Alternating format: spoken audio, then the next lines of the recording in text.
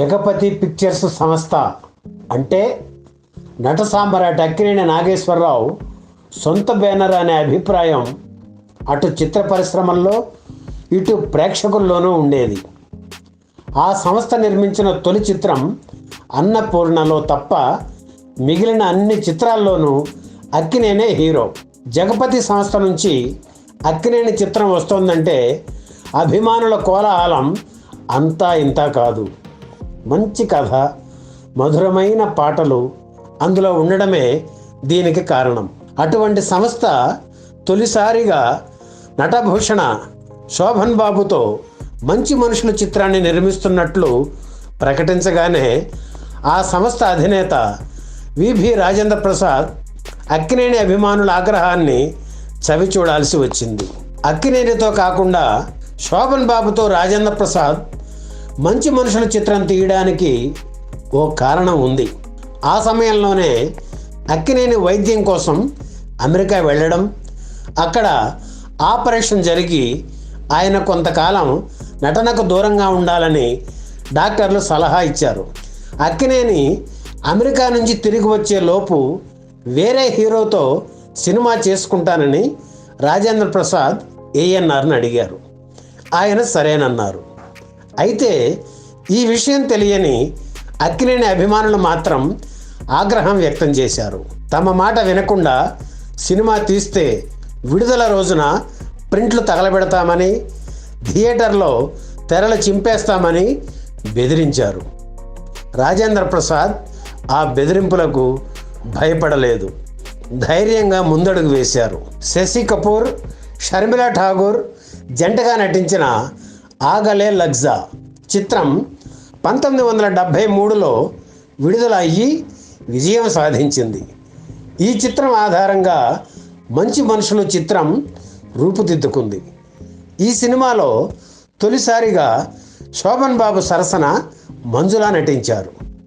తెలుగులో మిగిలిన హీరోలతో మంజుల ఎన్నో చిత్రాల్లో నటించినా శోభన్ బాబు మంజుల జంట మాత్రమే హిట్ పేరుగా మంచి గుర్తింపు పొందింది.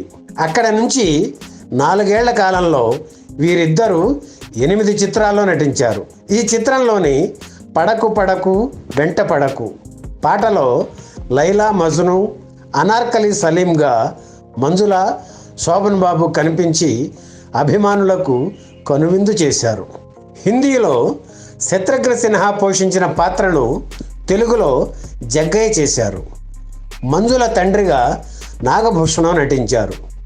హిందీలో నటించిన బాలనటుడు మాస్టర్ టిటు తెలుగులోనూ నటించాడు. రాజబాబు, ధూళిపాళ, రావు గోపాలరావు, కేవి చలం, అంజలీదేవి అతిథి పాత్రల్లో నటించారు. సత్యానంద్ మాటలు రాశారు. ఈ సినిమా కోసం శోభన్ బాబు, మంజుల రోజు 2 గంటల చొప్పున 45 రోజుల పాటు స్కేటింగ్ నేర్చుకున్నారు. చిత్రంలోని కీలక సన్నివేశాలను కాశ్మీర్లోని పాకిస్తాన్ బోర్డర్ సమీపంలో చిత్రీకరించడం విశేషం. నిర్మాణ పరంగా రాజేంద్ర ప్రసాద్ ఎక్కడా రాజీ పడలేదు. భారీ సెట్స్ వేసి సన్నివేశాలు చిత్రీకరించారు. నటభూషణ శోభన్ బాబు కెరీర్లోనే బిగ్గెస్ట్ మ్యూజికల్ హిట్ చిత్రం మంచి మనుషులు. ఆత్రేయ, ఆరుద్ర రాసిన పాటలకు సంగీత దర్శకుడు మహాదేవన్ మధురమైన బాణీలు సమకూర్చారు. అంతకుముందు అడపాదడప శోభన్ బాబుకు పాటలు పాడిన బాలసుబ్రహ్మణ్యం ఈ చిత్రంలోని అన్ని పాటలు పాడారు. ఈ సినిమా తర్వాత బాలు శోభన్ బాబుకు పర్మనెంట్ సింగర్ అయ్యారు. 1974 అక్టోబర్ 18న మంచి మనుషులు చిత్రం 35 కేంద్రాల్లో విడుదల అయ్యింది. సరిగ్గా వారం రోజుల తరువాత నటరత్న ఎన్టీఆర్ నటించిన నిప్పులాంటి మనిషి చిత్రం విడుదలయ్యింది. అలాగే అక్టోబర్ 31న నట సామ్రాట్ అక్కినేని నటించిన దొరబాబు చిత్రం, నవంబర్ 6న నటశేఖర కృష్ణ నటించిన సత్యానికి సంకెళ్ళు చిత్రాలు విడుదలయ్యాయి. ఇంత గట్టి పోటీ ఉన్నప్పటికీ తట్టుకొని మంచి మనుషుల చిత్రం సూపర్ హిట్ అయ్యింది.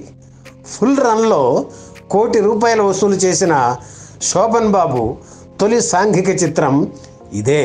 10 కేంద్రాల్లో డైరెక్ట్ 100 రోజులు, సింగిల్ షిఫ్ట్తో మరో సెంటర్లో 100 రోజులు ఆడింది. ఈ వీడియో మీకు నచ్చితే లైక్ చేయండి, షేర్ చేయండి, వెంటనే సబ్స్క్రైబ్ కూడా చేయండి.